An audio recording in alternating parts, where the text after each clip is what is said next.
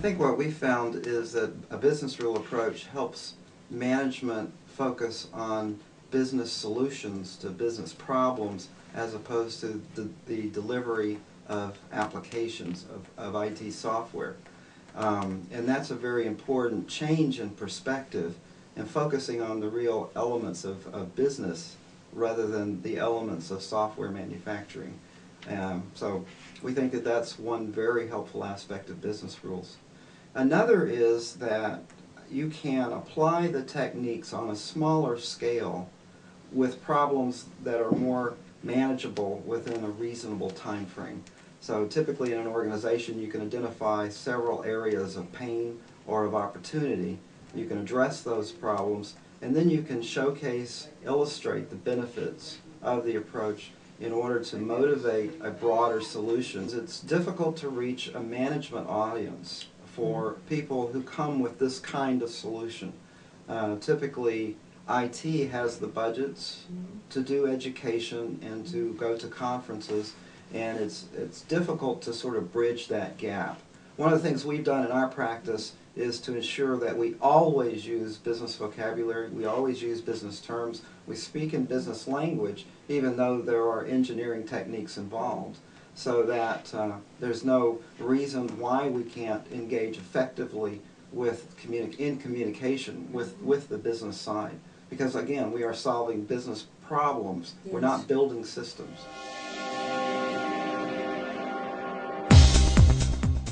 Then it is actual processes. So perhaps that does come back to how do you measure those processes and who's responsible for them. But I think the issues here are ones whereby these organizations were largely in a highly unregulated environment, whereby the things that they personally had incentive to do, they were able to do. And the expression in the US at this point in time, too big to fail, has been a very interesting analogy where a lot of these organizations have known that they are too big to fail, and therefore the risk to those organizations and the risk to the people personally was not as great, even though consequently a number of those organizations now no longer exist per se. But the question is, were the people who were associated with that, were they punished, or did they just get bigger bonuses anyway? Mm-hmm. So I don't think that's a process issue, unless you want to call it a management process mm-hmm. issue or a governance process issue, where I think a lot of process management now is going. And I think that's a matter of combining business process management with business policy and business rule management, where the two things come together so we get the right behavior because there's the right motivation. I think if the greed is associated with the right measures which make the processes go better, then perhaps I have no problem with people being highly compensated, highly rewarded for delivering the results which are of value to the organization that don't compromise the organization. I think quite often what we find is there's multiple stakeholders or multiple interested parties in any organization. Typically we talk about doing things better for the customer, but if the shareholders aren't getting their return, that's a problem. But if we err too much on the shareholder side or the executive management side and we ignore the staff side, then we will not get the alignment of all the things we need for the organization to be successful across a number of interested parties. So one interested party dominates, and mm-hmm. in the financial services industry, I think it's been only one type of stakeholder has won, if you can say they've won, because all the others certainly have lost, and the whole economy has been impacted as a result of that. I think the problem is, if we take the word greed very generally and say motivation, if the motivation is to do very, very well with a particular process, I think that's fine. The question is whether or not that process affects other stakeholders than the one who has the motivation. So is it in synchronization with all the other things we want, which is not just, coming back to what John said, not just short-term thinking, which I think is a big issue, as opposed to the long-term health of the organization.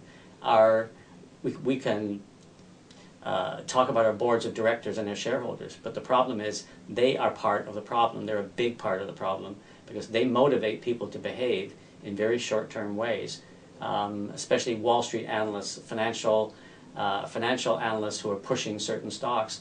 They want great results this quarter.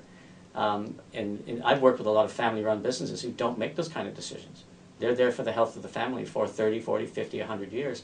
Their decision making is very different. Business processes are assets of the organization, and assets have to be invested in, they have to be optimized over a period of time, meaning they're there to be reused. Those processes can run in the short term, and we certainly can have some short-term results. But the question is whether or not we sacrifice the long term because of what we're doing in the short term. So certainly you will get short-term results if you go for short-term measures. I certainly do think that business rules could have helped to a certain extent with avoiding the current crisis. Financial products, in essence, are concepts that are put together with certain rules in order to service the people who buy them or who benefit from them.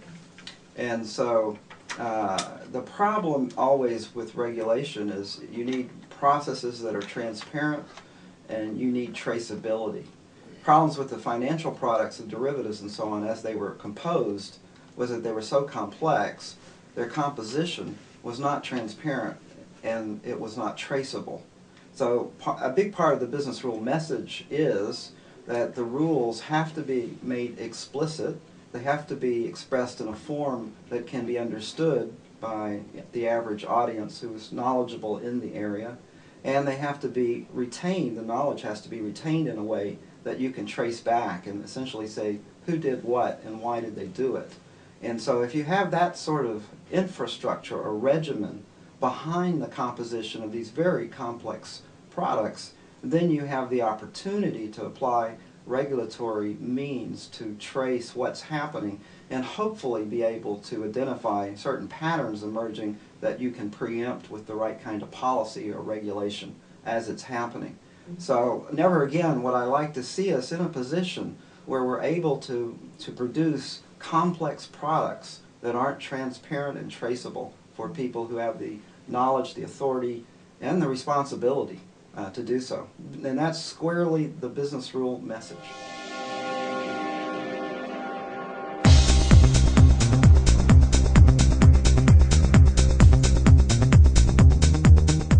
That's the reason we have brains as a human, is because there are certain decisions about activity that's happening is that we need to have mental capacity to make judgments that are effective. And probably, there's no way to automate that. There's no way to have an infrastructure to support that. Human judgment is always going to be important, and we want to use that, channel it, exploit it in every way we can.